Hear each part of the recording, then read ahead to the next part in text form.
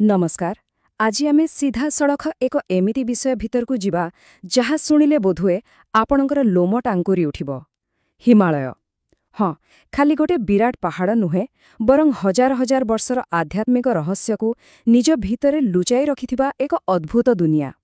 माने टिके भाबंतु त आमे छोट बड़ शुणी आसीछु जे एठी आज भी अनेक ऋषिमुनि आउ तपस्वी अदृश्य रूपरे बास करुछन्ति। तेबे आसंतु एही विश्लेषणरे हिमालयर सेही रहस्यमय कहानी आउ प्राचीन ज्ञानर गभीरताकू टिके पाखरु बुझिबाकू चेष्टा करिबा। वर्तमान सबुठ बड़ प्रश्न हेउछि कौन सतरे पौराणिक जुगर सेही महापुरुष माने आजि भी जीवित अछन्ति? सुनिबाकू टिके अविश्वसनीय लागुछि ना, किंतु एमिति अनेक दाबी करा जाए जे रामायण और महाभारत कालर सेही महान चरित्र माने आजि भी एही बरफ आच्छादित शिखर मानंकरे कठोर तपस्या करुछन्ति। एहा आमुको भाबिबाकू बाध्य करे जे कौन प्रकृतरे समयर सीमा को अतिक्रम करिबा संभव। आमर प्राचीन ग्रंथगुड़िक आ स्थानीय लोककथा ए विषय कौन कहूछि आसंतु देखिबा। ठीक अछि, एही रहस्य भितरको जिबा पूर्वरु प्रथमे टिके देखिबा हिमालयर विस्तार प्रकृतरे केते बड़। एहा केवल भारतर उत्तराखंड किंबा काश्मीर भितरे सीमित नुहे। एही विशाल भूखंड पाकिस्तान अफगानिस्तान रो उत्तरांचलरु आरंभ करी तिब्बत नेपाल एवं भूटान पर्यंत व्यापिछि। माने लक्ष लक्ष वर्ग किलोमीटर केवल बरफ आउ दुर्गम पहाड़। एते विशाल आउ निर्जन जागाटिए ही तो प्राचीन रहस्य मानंकु लुचाई रखिबा पाई सबुठु परफेक्ट आश्रयस्थली, ठीक ना? एही अखंड भूमिकु ही अनेक देवदेवींकर घर बोली माना जाए। एबे आसीबा सेही प्रसिद्ध चिरंजीवी बा अमर व्यक्ति मानंको कथा को। पुराण अनुध्यान कले जना जाए जे एही महापुरुष मानंकु हिमालयर निर्दिष्ट जागा सहित खूब सुंदर भाबरे जोड़ा जाइछि।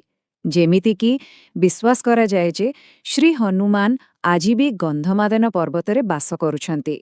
सेहीपरि भगवान परशुराम महेंद्र पर्वतरे आउ निज तपस्या बलरे मृत्युकु जय करिथिबा ऋषि मार्कंडेय हिमालयर कोनोसी एक गुप्त गुंफारे अछन्ति। अवश्य आमको मने रखिबाकू हेबो जे एगुड़िक हेउछि बहु पुरातन सांस्कृतिक विश्वास जहाँ एही पर्वतमालार गुरुत्वकू केते गुण बढ़ाई दिए। आसंतु आगुकू बढ़िबा एवं गोटे खूब इंटरेस्टिंग कथा देखिबा। एही चरित्र माने किपरि जुग जुग धरी समय अतिक्रम करिछन्ति टिके ध्यान दियंतु। भल्लुक राजा जाम्बवान एवं योद्धा ऋषि परशुरामंकु ही नियंतु। सेमाने सत्य जुगरु आरंभ करी त्रेता द्वापर एवं एबेकार कलिजुग पर्यंत निजर यात्रा जारी रखिथिबार वर्णना रहिछि। परशुरामंकु देखंतु, से सत्य जुगरे गणेशंक सह, त्रेतारे श्रीरामंक सह एवं द्वापरे श्रीकृष्णंक सह थिबार उल्लेख अछि। एहार माने हेउछि एही विशालकाय पर्वतगुड़िक जेमिति गोटिए जुगरु अन्य जुगकु ज्ञानर साक्षी पाल्टिछन्ति। किंतु एठी गोटे कथा क्लियर कर दिए, समस्ते किछि गोटिए कारण पाई हिमालयरे नहंती। बरदान आउ अभिशाप भितरे एठी गोटे बड़ फरक अछि। गोटे पटे अछन्ति विभीषण, राजा बलि एवं कृपाचार्यंक भଳି पुण्यात्मा, जो मानकु सेमानंको धर्म एवं अतुट भक्ति पाई अमरत्वर आशीर्वाद मिलिथिला। किंतु अन्य पटे टिके अश्वत्थामांक कथा भाबंतु।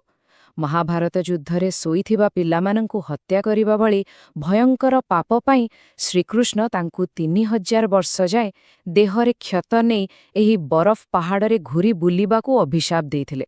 देखिले तो जणंक पाई हा स्वर्ग तो आउ जणंक पाई नरकरु भी कठोर दंड। एबे केवल व्यक्तिविशेषंक कथा छाड़ी खोद एही भूमिर आध्यात्मिक प्रकृति विषय कथा हेबा। उत्तराखंडरे थिबा हिमालयर एही निर्दिष्ट केन्द्रकू देवात्मा हिमालय बोली कुहा जाए। एहार अर्थ हेउछि देवता आउ सूक्ष्म आत्मा मानंकर एक जीवंत केन्द्र।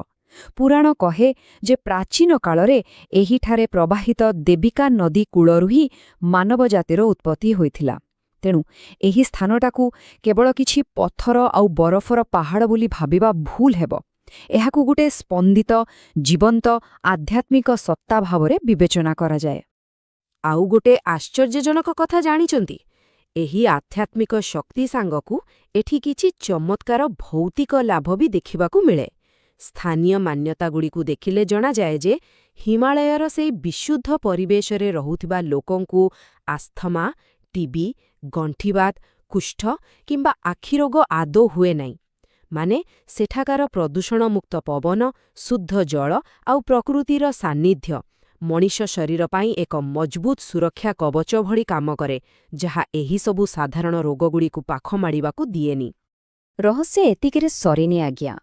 ହିମାଳୟ ଏମିତି ଏକ ଜାଗା ଯେଉଁଠି ପ୍ରକୃତି ତାର ଅନେକ ଅଦ୍ଭୁତ ରହସ୍ୟ ଲୁଚାଇ ରଖିଛି। ପୌରାଣିକ କଥା ଅନୁସାରେ ହନୁମାନଜୀ ଏଇଠାରୁ ହିଁ ତ ଲକ୍ଷ୍ମଣଙ୍କ ପାଇଁ ସଞ୍ଜୀବନୀ ବୁଟି ଆଣିଥିଲେ। ଆଉ ଆଜି ବି ଏଠାରେ ସେହି ଦୁର୍ଲଭ ତଥା ଅତି ସୁଗନ୍ଧିତ କସ୍ତୁରୀ ମୁଗ ଦେଖାଯାଆନ୍ତି। ଖାଲି ସେତିକି ନୁହେଁ, ସବୁଠୁ ରୋମାଞ୍ଚକର କଥା ହେଉଛି ୟେତି ବା ସେହି ରହସ୍ୟମୟ ବରଫ ମଣିଷ। ଆଜି ବି ସ୍ଥାନୀୟ ଲୋକେ ଏବଂ ଅନେକ ପର୍ବତାରୋହୀ ଏହି ବିଶାଳକାୟ ଜୀବକୁ ଦେଖିଥିବାର ଦାବି କରନ୍ତି। ସତରେ ଏହି ସ୍ଥାନ ଅସମାହିତ ରହସ୍ୟର ଏକ ବିରାଟ ଗନ୍ତାଘର। ତେଣୁ ଶେଷରେ ଗୋଟିଏ ବହୁତ ଗଭୀର ଆଉ ବିଚାରୋତ୍ତେଜକ ପ୍ରଶ୍ନ ମନକୁ ଆସେ ନାହିଁ କି? ଏହି ହିମାଳୟର ଅସରନ୍ତି ବରଫସ୍ତର ତଳେ ଆହୁରି କେତେ ଯେ ପ୍ରାଚୀନ ରହସ୍ୟ ଲୁଚି ରହିଥିବ କିଏ ଜାଣେ? ଏହି ପର୍ବତମାଳା ସବୁବେଳେ ପୌରାଣିକ କଥା ଏବଂ ବାସ୍ତବତା ଭିତରେ ଥିବା ସୀମାରେଖାକୁ ଅସ୍ପଷ୍ଟ କରିଆସିଛି। ଆଜିର ଏତେ ଆଧୁନିକ ବିଜ୍ଞାନ ପରେ ବି ଏହି ଅଞ୍ଚଳର ଏକ ବଡ଼ ଅଂଶ ଆଜି ବି ଆମ ପହଞ୍ଚରୁ ବହୁତ ଦୂରରେ ଅଛି। କ'ଣ ଆପଣଙ୍କୁ ଲାଗୁନି ଯେ ଯାହା ଏଯାଏଁ ଆବିଷ୍କାର ହୋଇନି ତାହା ହିଁ ଆମକୁ ଆହୁରି ନୂଆ କିଛି ଖୋଜିବାକୁ ପ୍ରେରଣା ଦେଉଛି? ଆଜିର ଏହି ବିଶ୍ଳେଷଣରେ ବାସ୍ ଏତିକି। ନିଜର ଚିନ୍ତାଧାରା ନିଶ୍ଚୟ ଜଣାଇବେ। ଧନ୍ୟବାଦ।